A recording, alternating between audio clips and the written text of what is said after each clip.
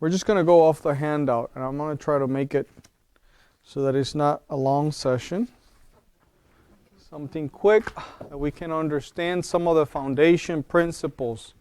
And I go again with the word principle, because principle, a principle applies anywhere to anyone. A rule maybe applies to some people, but a principle applies to everyone, no matter who they are, where they're at, and what circumstances they are. So I'm going to look at principles, hablar de principios. And here in this first column, I'm going to go with you. It should be an interactive class. Even though we're recording, we're not going to, it's not like I'm going to, it's not going to go bad on the video. We're going to be okay with the interaction, so we can interact. So we're going to go with dimensions of health. It's the first column that we have there. And what are some of the dimensions of health? Physical health, psychological or emotional health, social, environmental, spiritual, financial, familial, professional, workplace, or academic health. So we have a list of it, and probably we could have more of these than what we have here. We just had a summary of what you could consider some dimensions on health. But the reason they're listed here is to give you an idea that in reality there is no dimensions of health. You cannot define health a dimension. You cannot say, okay, I'm gonna spend time on my physical health. I'm just gonna go in and exercise, eat healthy, do all these things, and forget about my family. Because what's going to happen eventually? Well, what about my... what? You're going to lose it. What about your professional health? Let's say you spend all your time in your career or your education. What do you think is going to happen to your financial health? So you're getting the point. If you have a good social life, social health, where you have a lot of people around you that enjoy your company and you enjoy their company, but you leave outside your spiritual health, what's going to happen? You see, where do you get peace? Can you go to school and learn about peace, or can you get it on a vending machine? Can you pay for it? See, only peace comes from God. If you don't have a relationship spiritually vertical, the peace health is not going to be there. So in other words, what I'm trying to say with dimensions of health, there's no dimensions of health. Health, it's an overall component of all these dimensions. It has all of these involved in them. And if you want to have health, you have to have all of them. Okay? Now, the good thing of it is that if you improve your physical health, then your emotional health would improve. And that is a given. I've seen people that have been very depressed for years and years and years. And they improve their physical health and they're just alive again. They're just climbing mountains, going, places that they didn't go before. If they improve their physical health, also their social health improves too. So the good news is that even though there's so many components or dimensions of health, once you start improving one, then the other ones will follow. Now the next row there, it says determinants of health. These are the things that determine health. And it's summarized into three categories. There is what? Category number one, genetics. And the second, environment and lifestyle. What these are is that these three determinants determine the health you're going to have. And they go together. They go hand in hand. There is no one that works on its own. You cannot say, well, my problem is genetic, because what it means is that you don't have an environment. You don't live around people. You don't have a job. You don't go to a different supermarket. You don't live here. You don't live there. So genetics is not the only determinant. You have to have also environment. Oh, and if you say it's only lifestyle, oh, this is a lifestyle problem, then you're saying, well, genetics have nothing to play with it. And that is not true. For example, genetics determine, my predisposition or how I'm going to look at, how I'm going to be, be impacted by my environment, my surrounding environment. For example, it determines my height, my color of my skin, my predisposition to diabetes or cancer or different things, heart problems. It determines those. But that is not the only determinant. You have to have the other two determinants. For example, there was this celebrity, I think it's a celebrity. She decided to do a mastectomy without having cancer, okay? I think it was Angelina Jolie. She's a very popular celebrity. And she decided to say, my mom had this gene and she had breast cancer, so I have the gene, so maybe just cut my breast off. Now, this is the most stupid thing that you could do being such a looked after person, because it sends the wrong message to everyone. It's the wrong message. It came out recently, but it's been debunked that if you have that gene, you're going to get breast cancer. But that's what she decided to do. Now, environment. The next determinant is environment. In environment, we could include our macro environment, which would be, the air we breathe, the water we drink. Here you could say organic or non-organic. You could have all these issues. But there's another microenvironment, which is where? Anybody knows where the microenvironment is? There's the macro that includes everything around us, but micro, it's right here, our mind. That's our microenvironment. Now, how much can we change from the environment? We could probably do some changes here and there, right, that determine our environment. For example, how I relate with the people that I live with socially, that would determine my microenvironment. How do I perceive the things that are around me, my job circumstances? Where do I go to work? Maybe I commute 45 minutes, an hour and a half. You see, that affects my health and how I look at things. And you can make changes, but those changes start where? Start here. If you want to change your environment, you cannot change it by saying anything. You have to change it by here, by living it. And you can make those environmental changes, but sometimes those changes are very hard to do. They're just very complex. For example, you could have a very, very stressful job, really stressful job. And I had that opportunity. I was working at home, and it was great. I would wake up in the morning, ready for work. I would do my breakfast. I would get dressed, and then I would go to the basement and start working. And I had all these meetings and things. Once in a while, I would go to work. Now, my job was around, if I had to drive, it was around 20-minute drive. It's really close. It was 11 miles, so not bad. Envious position, but I work from home, so it was good. And then I went to a conference in downtown Chicago, and it was in the Google's headquarters in Chicago. And the environment was alive. It was not like the environment at my job. It was just fresh and nice, everything really nice.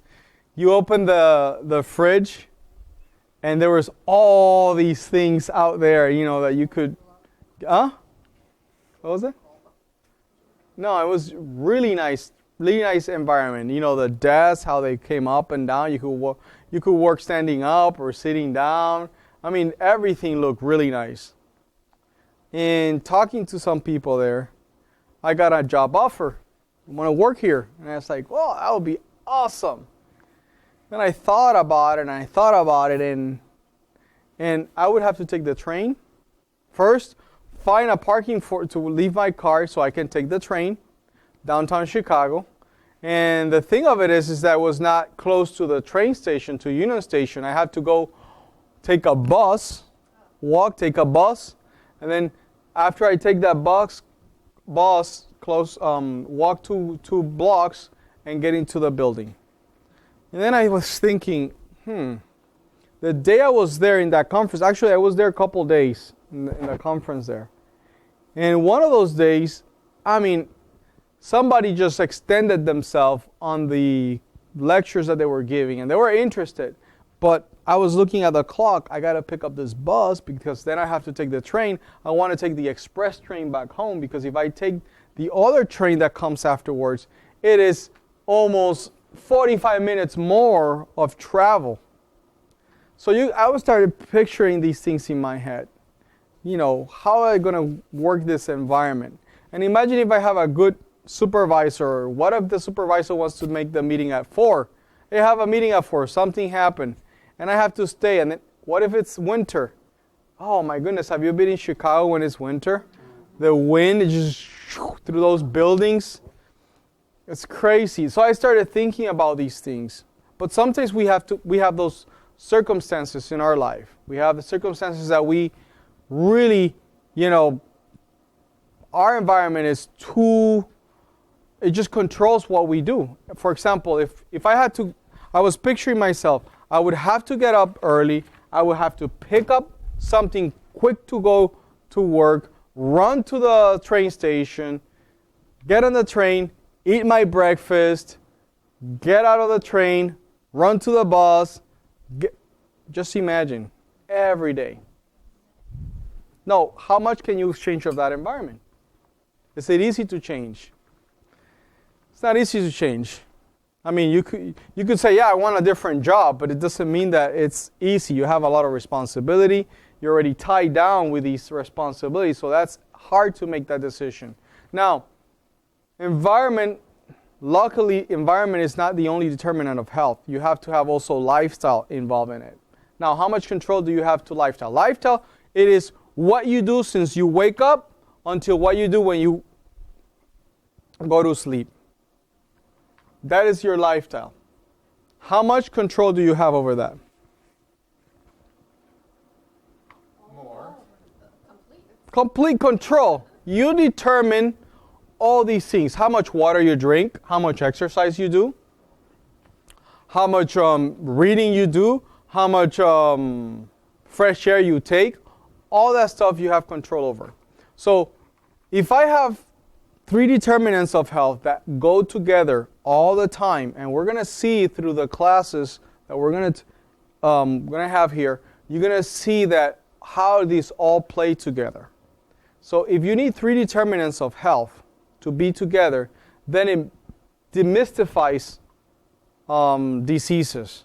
Because you don't have to ask the question, why did this person get this disease? Or why did I get this other disease? It's not a mystery. There's 3 determinants: genetics, environment, and lifestyle. The 3 go together. Now, the thing is that one of them you can control.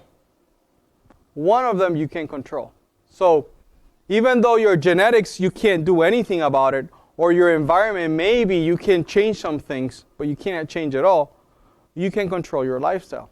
You can make those decisions yourself. Now, those decisions are made here. It starts here. This is where you change.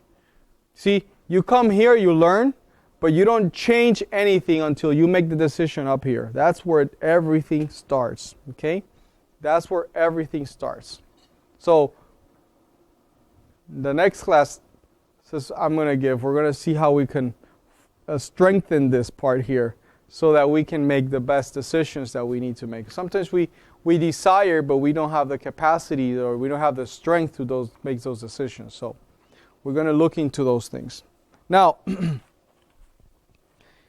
below it there says natural environment. So what's a natural environment? I bet if I take you to a natural environment, you understand what a natural environment is. What's a natural environment? Huh? It's nature. Nature. I have a nature aficionado here in Jose. He loves nature. That's why he has a camera, I bet.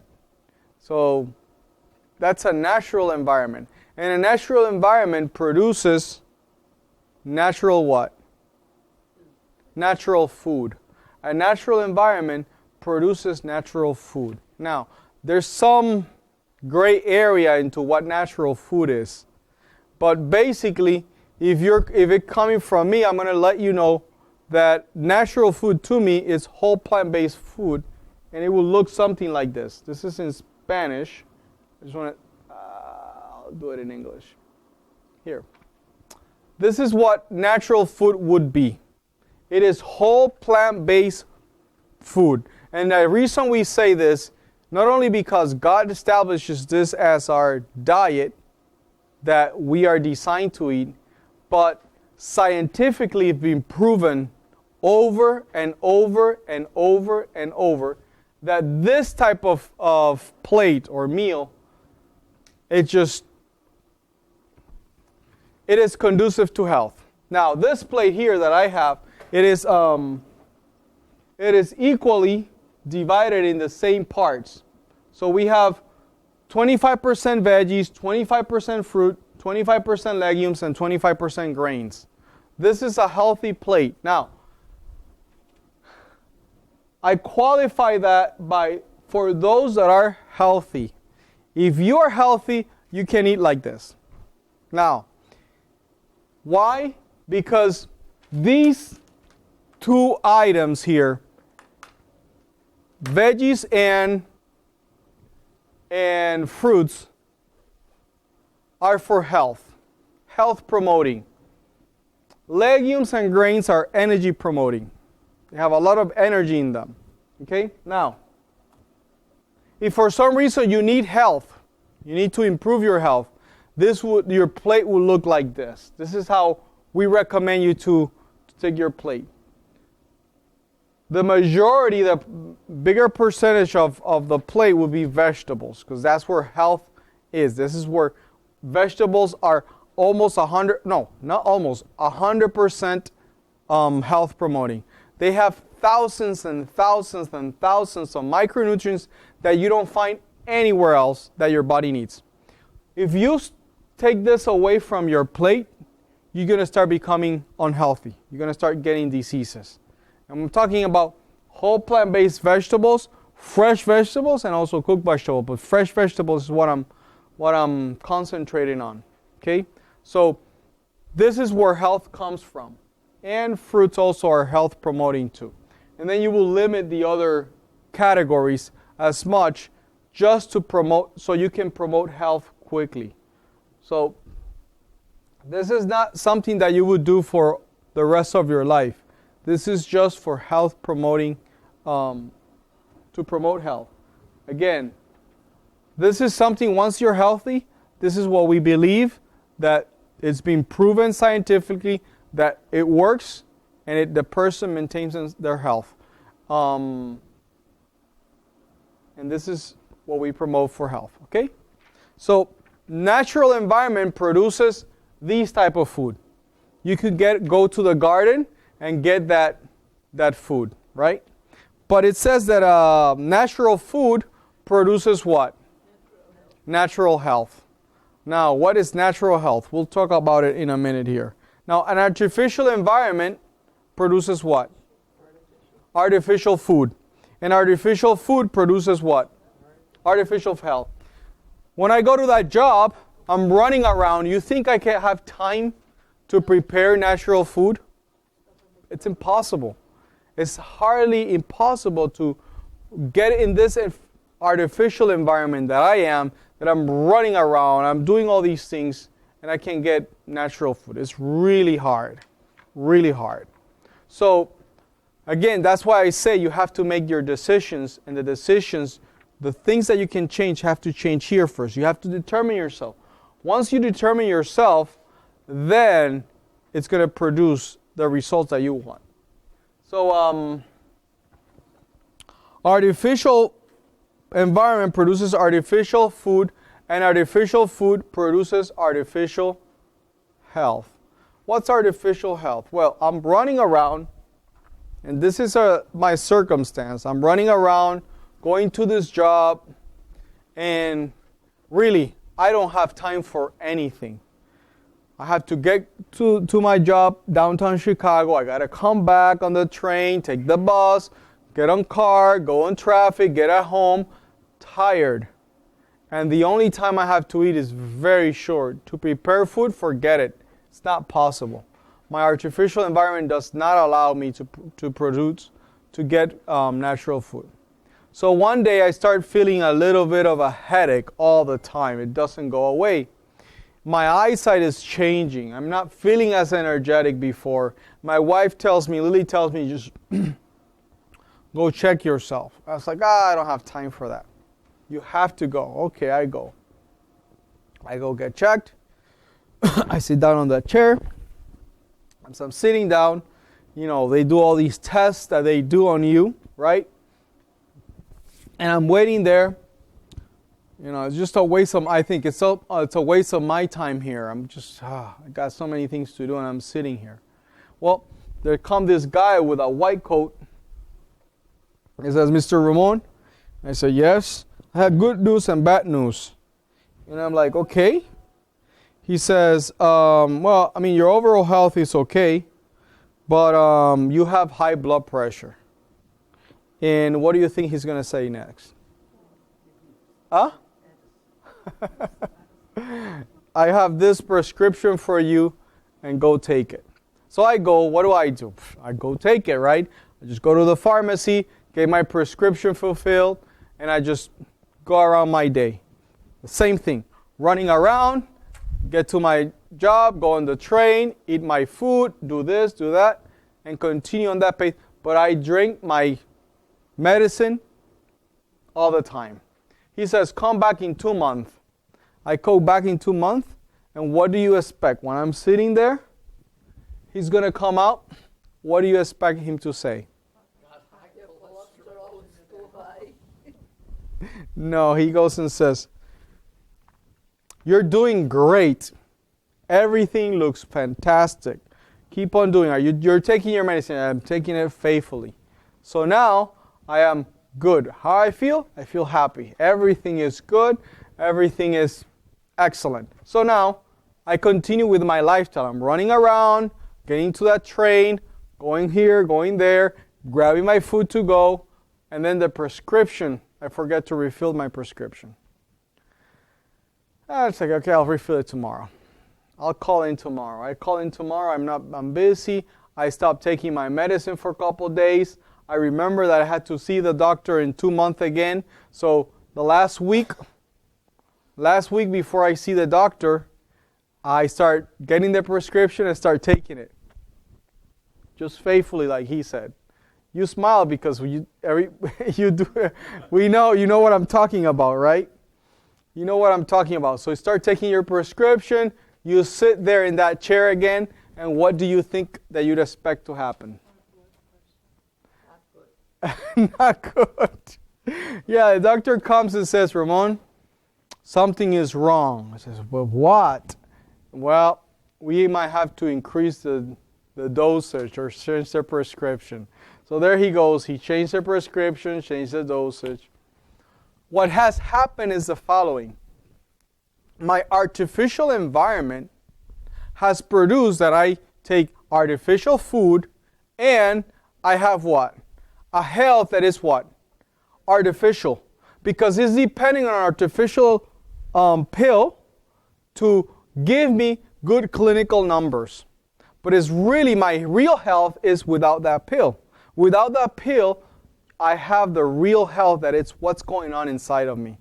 Okay? So that is called artificial health, which is produced from an artificial environment, which produces artificial food, and it produces artificial health. So if I want to regain my health back, it is very simple. Just go back to natural food and you'll see the difference. You see the difference in, I would say, in all chronic diseases. All chronic diseases that we're having problems today will get solved by a natural environment or natural food. Again, the environment is changed here. You have to convince yourself that this is something you want to do. Okay? This is something you want to do. If not, just continue with your artificial health until things are crumbling. Obviously, you're right. After you're taking that pill for a while, high cholesterol is going to happen. It's obvious. If you understand how your body works, you're going to get high cholesterol. Okay. So, again, when I go to the doctor, it would be or my medical providers, it will be very effective if before I go to the doctor, I ask some very pertinent questions, very important questions. And these questions are the following. I have to do a self-diagnosis. Now, before I go, I just want to review with you. Somebody dies of a heart attack. Okay? And maybe this is the number one killer in the United States. Heart attack or stroke. Somebody dies of a heart attack.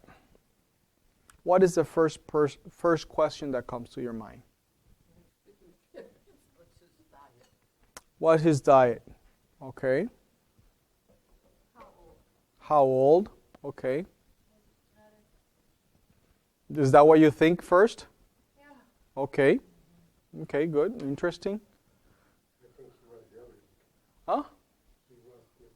Oh, you think you asked if he was diabetic? That's the first question. That is the first question that everybody asks. Was that person overweight? It just comes to mind. I mean, you think that, okay, there's a relationship between being overweight and a heart attack. Is that why the person died? Because he was overweight of a heart attack?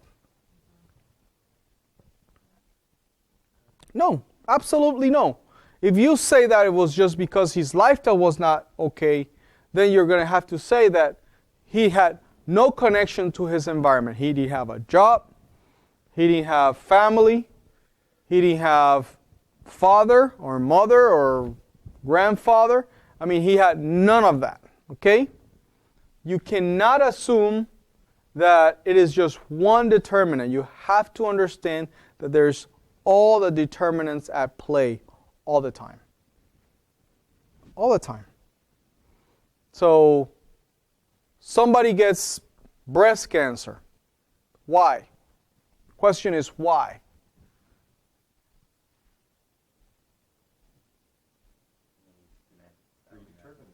You have to understand that it's the three determinants of health. If you say it's genetic alone, you're saying that that person doesn't have a job, doesn't have an environment, doesn't have family, doesn't have a husband, doesn't have children. You have to understand that there's an environment at play. There is also a lifestyle at play. The three of them go hand in hand. Okay?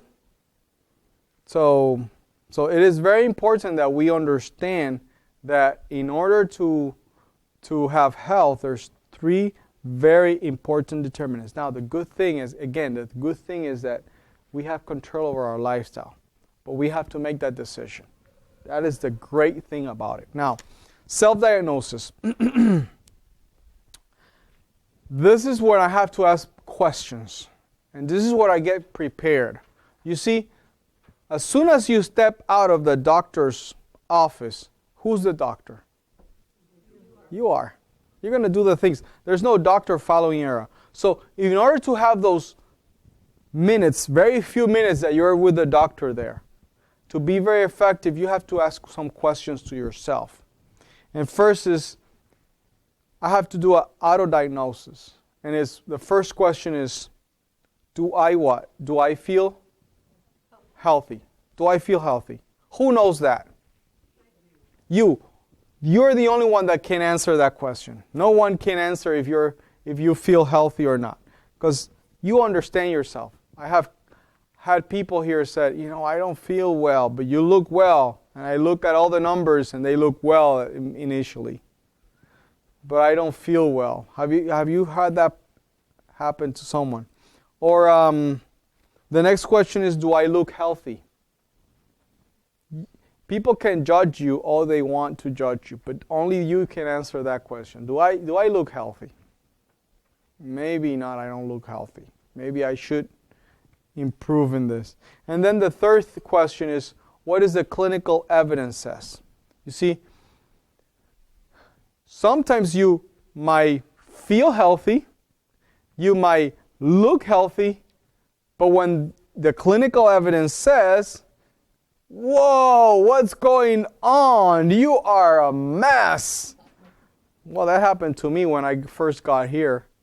I did my evaluation. I thought I was healthy. I mean, I was healthier than everybody around my neck, you know, because that's how we sometimes measure, right? We measure, oh, I'm healthier than this person. I'm healthier than that and the other. So I felt I was healthy until I did the clinical evidence. And I was like, whoa, I had a lot of fungus in my blood, a lot of parasites, and it was just ugly blood, really ugly. And there's other metrics there that I did. I was like, wow, I never even thought about these things. And so the clinical evidence is very important, but before you get there, you have to make these decisions. Now, there's another thing is that there's people that have come here. It says nobody finds what's wrong with me, and I feel just terrible. But they said I have nothing. They can't find anything. They say I'm good. That is stress. When they can't find anything, they say it's stress. And I'm not stressed. I'm okay. This is getting me stressed that I can't find why I don't feel good. And you have to make this question, so you'll find out. You're going to discover what's the problem, how you can get yourself to health again.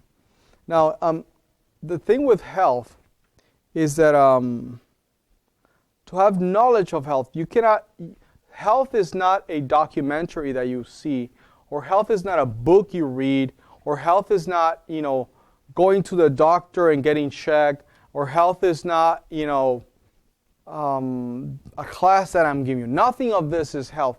I cannot transmit health through my words or through a book. Health doesn't come that way. What is health? Health is what? An experience. You have to experience it in order to know and understand this is health. If not, you just won't get to what health is. So, for knowledge of health, you need three components also. You need information, you need action, and you need to share. I'm just going to give you an example. If you decide to play, say, I like this instrument, I like the violin. Say, I'm going to learn how to play violin. So I take 8 years of my life, just a big sabbatical of my life, put it on hold to learn how to play the violin. And I pick up a violin, have a beautiful violin, and then I just read and study, go to classes about the violin, theory about music, all the ins and outs of violin. For 8 years, 8 hours a day. That's a long time invested on violin. Would that make me an expert on the violin? It won't make me an expert at all. It won't make me an expert. What do I have? I have good information about the violin. Nobody would know more about the violin than me. I would just know everything about the violin. But in order for me to play, if I never take that violin and play it, I would never become an expert. Now, what if I take 8 hours a day for 8 years and I practice that violin? And I do take some information about it. I mean, just regular information, but I practice and practice and practice and practice and practice, get tips here, tips there, but I practice and practice. What do you think I'm going to become? Yes, it's going to make me an expert. I would hope, imagine if you would go in, there's a database in the internet. You say, you know what? I want to choose a doctor, medical provider. And I'm going to look at what is the health condition of my doctor. Before I select, I'm going to look at the health condition of this doctor before I select them. What do you think? Would it impact or affect the way I do the decision? You see, unfortunately, most people in the medical industry are very sick.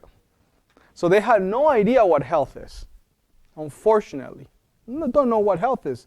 They know information about health. They have a lot of information. They have gone for 8 years, 12 years of schooling, get information, but they don't have health because they don't experience health. And health is what? It's an experience. I can't tell you what health is when I have health, but I can't not transmit it with my mouth. I cannot read it in a book. I cannot go to a documentary and see what health is. You have to what? You have to experience it. Once you experience health, then you'll know about it. And you know what's going to happen? I have been to reunions, right? And it's a social gathering, and there's a doctor in the house. And I'm not saying doctors. I have 2 doctors in my house, but in my household, there's a gathering, and everybody's like, oh, you know what? They want to ask the doctor about something, the problem they're having, you know? It's like, I have this problem. Do you know? Once you know that there's a doctor, you want to kind of get some info, you know? We're close together. We're not in that 15-minute window that you have with me in an office. I want to really get some info from you because you're here and it's open. But these doctors, what do? They don't want to even talk about anything about health with anyone. But I'm surprised that somebody that experienced health can't just shut up. It's just like, oh, you have to do this. I tried this and try the other. Because what? The person is experiencing health. Once he experiences it, you just want to share it because you just know how good it feels.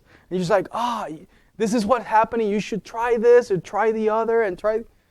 So, to have knowledge of health, you have to have these 3 components. You have to have information. No, there is no question about it. And you just get the right information, please. Get the right information. Then go ahead and what? Just practice it. You see, what we have done here, we just have shared information. This is not health lecture. This is just information. What you're doing when you're here, you're actually experiencing, make it in action. Now you say, you could tell someone and says, I've done a lemon fast and I know how it feels. And maybe I wasn't feeling well, but at the beginning, but hey, my glucose numbers went down considerably, and I stopped using the insulin for that time. I gotta see what's going on. You'll see what's going on afterwards, but I felt good. I felt this, I felt that. Now you can experience and also can share. So it is very important that we understand that in order to know something, you have to experience it. You cannot just know. I mean, there's people that take, for example, Christianity. They know, they have Bibles and they have books and commentaries and things and that and the other. They have books on Christ and they talk Christ, but they have never met the guy. Never even has spent time with him. So they have information, but they have no what? No knowledge of it. Now, again, in order for you to make health something for you and experience it, you have to make a decision, because it's action that makes health. Action is the key component of health. You have to make the decision. Now, the decision has to be what? A personal decision. You see, you cannot push anyone to make the decision for you. You see, I love this woman here, Mary. She's a beautiful woman. And I can tell her about health and I can tell her what's good for her. But I cannot force her to do something that she doesn't want. She has to make that decision. And that's a challenge, because you're going to go to a community that it's around you that might not see things equally as you're probably starting to see now. So you're going to be challenged by, hey, I have to make decisions now and I made a decision, but the community around me is not in the same frequency or in the same field as me. They're somewhere else. And they're looking at me and they're like, whoa. So you have to make your personal decision, and that's your decision. Nobody can push you to do something that you don't want to do. So you have to make a decision. That's a decision. It's a personal of your decision. Now, what people can do, this is like, they're going to look at you and they're going to see, you know what? I'm seeing that is an option. I'm seeing an option there. I see that what you're doing, it's improving your health and you're not dropping dead. So I see an option. And they can consider that option, say, hey, you know what? It's an option. It's not like I want to do it, but it's an option. And I'm fine with that. I'm glad you're taking that decision and you have taken that option. And you're like, man, I wish they would join me because I'm feeling so good and I see the benefits of what I'm doing. I wish this all happened. But you can't do that. You can't push anyone. Actually, you shouldn't even say anything to someone that really doesn't want to listen about it. And that's the tough part, but you can't say anything. People are going to ask you. Now, if they ask you, it's a different story. What are you doing? Yeah, if they ask you, it's a different story. But you should not even say it unless they ask you, because it's an option. You have an option. You take it a personal decision, and you take in this option. You provided an option that they probably haven't considered before. Now, they have their eyes, and they're going to see. And once they see, they're going to see a difference in you. And that difference is going to make a whole lot of change. The first time I make the decision, for example, you'll learn this, but I learned that eating late at night was terrible for my health. And I didn't feel that I was unhealthy. I felt good. I looked good. So I didn't have a problem, but I said I understood what was going on in my body if I ate late. And I understood the circumstances that caused me to eventually not have health if I ate late. So let me tell you, the first couple months, probably the first 3 months, that I took that decision, made that decision, and Lily jumped in and did the decision. Obviously, my daughters did too. We probably lost all our friends. Nobody invited us to anything for those first 3 months. It was, since I had made the decision, it was a personal decision. Nobody could take it. I didn't care. I didn't feel bad. I was okay. It was my decision. I didn't push it on anyone. I just said I'm not gonna, do it. I can sit with you if you want, if you invite me, but I'm not gonna eat it. Okay. After 3 months, what we saw is that, our friends started trickling back in. So what's going on? I mean, we want to know what's going on. And it gave us an opportunity that we didn't have before to change the course of many of our friends that were going just wherever now. Everybody's going now. I was just yesterday. I used to play varsity volleyball in my school, and this friend of mine from the team, he says, he puts a video of volleyball in Facebook, and he tags me and all the team from high school, and I see the video, but then the comments were the funny thing, because he says, hey, I cannot, this is interesting, but I cannot even jump or run. I'm category obese. I have this disease. And then I bet this other person have this problem. And then this other person have that problem. And this person have this problem. And we had a mini class reunion like 2 years ago. And he's like, what's wrong with you, Ramon? You're frozen over there in the United States. You haven't changed. And he put there, yeah, Ramon sleep on a hyperbaric chamber every night. That's why he has no problems. But they start all making comments, and they start saying, we cannot put our shoes on anymore. We use Crocs. They're exaggerating, right? But they're just making fun of the fact of what's going on in their lives. We use Crocs because we just need to just light it on and we don't have to tie it, and making fun of the situation. And I say,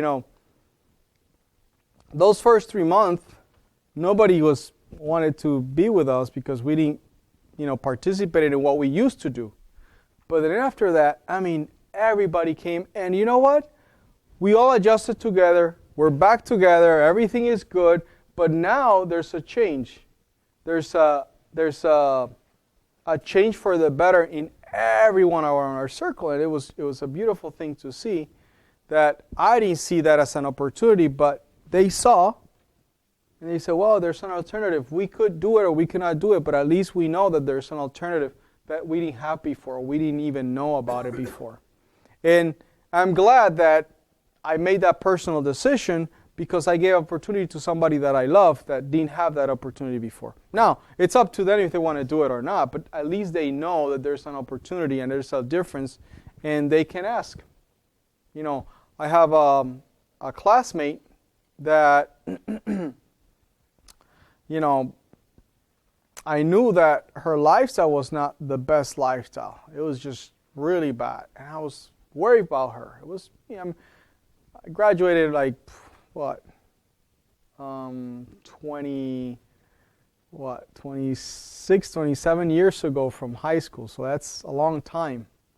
And but I've been seeing that she has had the best lifetime. I was kind of worried about her,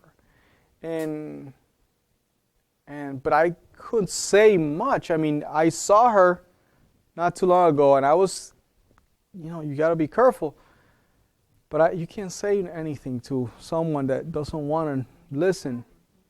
Now she has a cancer that it's a very difficult cancer, and she's in Puerto Rico. So that's when I went to high school, and when the hurricane came, she was getting all these chemotherapy and all these things, and no power, no anything. It was a hard circumstances, and you're like, I wish I had spent closer time that she could see that there was an option, and but I don't know. It's just, the only thing I want to say with this is that by you making that personal decision, you can publicly make other decisions that are going to probably impact the life of other people. And there's nothing better than that than help someone that didn't have an alternative. Now, before you make the public decision, I say again, I repeat it again, it has to be a personal decision. I cannot wait. For example, if I make this personal decision, if I don't make the personal decision, I'm sorry, you cannot wait when you're in public and make the decision in public. It's not going to happen, okay? It's not going to happen because you say, okay, I'm going to make this decision. For example, I was addicted to Mountain Dew. Really addicted to Mountain Dew. I couldn't drive without a Mountain Dew. Could not drive. I would fall asleep if I was driving without a Mountain Dew. And I remember that I was dating Lily, and I had to drive from school an hour 15 just to go see her. And I used to study on every day till 4 in the morning. Every day, 4 in the morning, I would finish studying, get up at 7 or 8, and go to school and all these things. And when I went to see her, I had to go. My routine was stop at this gas station, get my Mountain Dew and gummy worms or gummy bears. That was like what I liked. And I did this every time. One day, I'm coming from my parents' house. I live in Chicago now. I have my job. I have my family, and I travel 3 hours, 3.5 hours drive to see my parents, and the girls with their grandparents. And I have read about the effects of caffeine in my behavior, And I was convicted about it, but, it was just in the back of my head. So we drove there that weekend, and I always leave at noon on Sunday. I would leave at noon on Sunday just to get back home on time and do the things that I couldn't do on Sunday at home. Well, that day, for some reasons, the girls didn't want to leave, and we ended up leaving like at 7. Okay, so I was going to get home like at 10. That's fine. But I was driving, and I need to get gas. I always, in Indiana, there was cheaper gas than in Chicago area, so I was going to get gas before I go and buy my Mountain Dew and gummy worms. But I found that the car was full, and I didn't have to stop for gas. But then I said, I need to buy my Mountain Dew anyway, so I'm going to stop. And I hear a voice, a clear voice says, don't stop, go. And I was like, what? And Lily is like, she never falls asleep, like she said the other day. She never falls asleep, but now she fell asleep. She was sleeping, the girls were sleeping, and I was getting really tired, like super tired. I was like, whoa, no, I cannot drive 3 hours like this. Impossible. I'm going to get my Mountain Dew. And when I'm going in to the exit, it says, don't drink that Mountain Dew. Just like that. Like, I look at Lily, it's like she's sleeping. And I'm like, I continue. So I'm wrestling with this voice telling me, don't drink this Mountain Dew, and I need my Mountain Dew. Well, it happens that I'm driving, and all of a sudden, I hear the whoo, whoa, woke up, just woke up, and I'm like, oh, okay, this is nonsense. I won't drink Mountain Dew after I get to Chicago, and that's it. That will be the end of it. But I got to buy this one because I'm not going to kill my family here, just because of this voice that is just, and I struggled for a while. I found another exit, and I went on the exit. I went on the exit, and the voice was so loud that I just went up and went down, back down and left. Man, for 5 minutes, I struggled to stay awake like nothing. It was just really bad. After those 5 minutes went by, I was awake. I just, like an owl, I just, boom, the whole way to Chicago. Never again, after that decision, I had the desire to drink a Mountain Dew in my life. Never. Now, I made the decision. Think what happens the next weekend. I have an activity, a get-together with my friends. And I go with Lily, and there is nothing to drink other than Mountain Dew and Mountain Dew and not even water. There was no water. And I was like, imagine what happens when you see Mountain Dew only and there's nothing to drink. I was thirsty. Immediately I got thirsty, really thirsty. Like, oh, what am I going to do? And my friend goes and says, hey, because he saw me there, he just went and picked it up and gave it to me. So I was there with my Mountain Dew. And I'm like, man, what am I going to drink? I'm thinking, what am I going to drink? Water from the faucet? It's just gross, No. So I'm thinking, I put it together, I just put it back in. Never again had the problem with that. Why? Because I already made a personal decision before I went to a public decision. It might be a simple decision, it might be a stupid decision to you, but for me, at that time where I was, it was a big decision to me. And I don't know what your circumstances are, what are your things around you, what decisions you have to make, but I tell you, it has to be a personal decision before it goes to the public, because in public you cannot make any decision. It's impossible. It's a reflection of what you have done in the personal. Now, so in order for this not to be information on health, you have to make a decision. And here's what decisions that you can make. Let's say, and I make this because these are things you could do if you fall off track. You learn here something, you say, okay, I agree with it.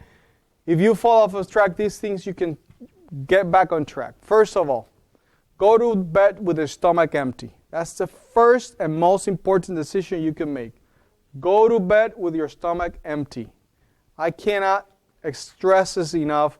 If you want scientific data for it, ask me for it. I have tons of it. Please, it's a great decision if you want to make it. But it's your decision. How you go about it, that's up to you.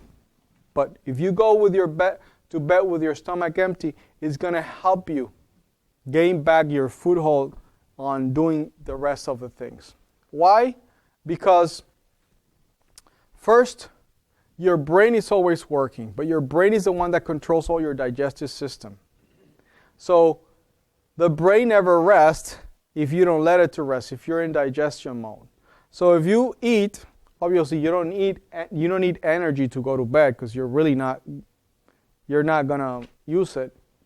Your brain is working and directing, hey, stomach, it's your turn to do this, and it's looking at signals, and it's sending signals here. It never rests. So you'll be really tired with the digestion overnight. So you're so tired that in the morning, what are you going to do? You don't have the capacity to make good decisions the next day. You're going to go for the quick fix. You're going to do for things that are quick because you don't have the energy to do the better decisions. The next thing is get before you go to bed, get your bottle of water beside your bed full of water. This is very important. It is not getting your bottle of water after you wake up. It is before you go to bed, you have to have that bottle of water there. That is the decision you have to make. That is the commitment. Once you do that in the morning, drink as much water as possible. We're recommending 16 ounces here. Drink as much as possible, okay? Why? First, because you're dehydrated overnight. This will flush out the toxins that you have accumulated. And when you flush these toxins, you can think better, make better decisions. So I just try to lay a foundation on what we're going to build. Now, next classes are going to be more detail oriented. Same principles, but with more detail and meat, how it impacts your life. Anybody has any questions? No? Excellent. I just have one. What was the voice telling you not to stop and get the Mountain Dew? What was the voice? Who was? I believe it was God, because I was already convicted by it. You know, I studied some articles on it, and before that happened, I have a friend of mine, and he told me he had his wife and him split, and he was kind of sour, you know, because of the thing. Anyway, divorce makes you sour at that moment, and he was very sour. And he says, you know, he realized one day we were actually looking at this thing together, and he told me, you know what caused my marriage? I said, what? Caffeine. What? And he started explaining to me. He was a nutritionist, and he explained to me exactly how it works in the body and why it causes divorce. And then I understood what he was talking about. Now I understood, actually, because I study it better. I have a book there called Caffeine Blues, if you want to read it. It's pretty interesting. Yes? So when you go to bed, you actually have to feel hungry? No, you just got to go to bed with your stomach empty. Doesn't mean that your stomach empty makes you feel hungry. If you feel hungry, what you could do is take a glass of very cold water, drink it, and then go to bed, and you won't feel hungry at all. Mm-hmm. Suppose you wake up at night and you have a dry mouth. Is it okay to take a Yeah. sip of water? Yeah. Huh? Yeah, that's fine. That's perfectly fine. Yeah. Yeah, if you if you're going to bed and you're hungry, it's typically not that you're hungry. Okay? The problem is the stomach has only one language. It can only speak one language. And it's like babies. What language do babies speak? What does it mean? You have to decide. If it's a good mom, she goes and says, well, I fed you an hour ago, so you cannot be hungry. Let me touch his hands or her hands and touch him. It's warm. Goes and dips her finger. You moms know, right? See the clean diaper and figure out what's the problem. Because the baby only have one language. What is the stomach language? Hungry. The only language that he says is hungry. But it could mean I'm thirsty. It could mean I'm really, really tired. Give me a break. You've been yapping all day, and I'm like, super tired. So, but the only way he speaks is hungry. We'll talk about it a little bit, and I'll touch on it so you understand what I'm talking about. Once you understand why I make the decision, then it's easier to see. Because it's hard when you do something and somebody says that's wrong. Why? Well, let's figure out why, and we'll talk about it and understand the details a little bit. Okay? Well, thank you for your attention, and let's have a good night.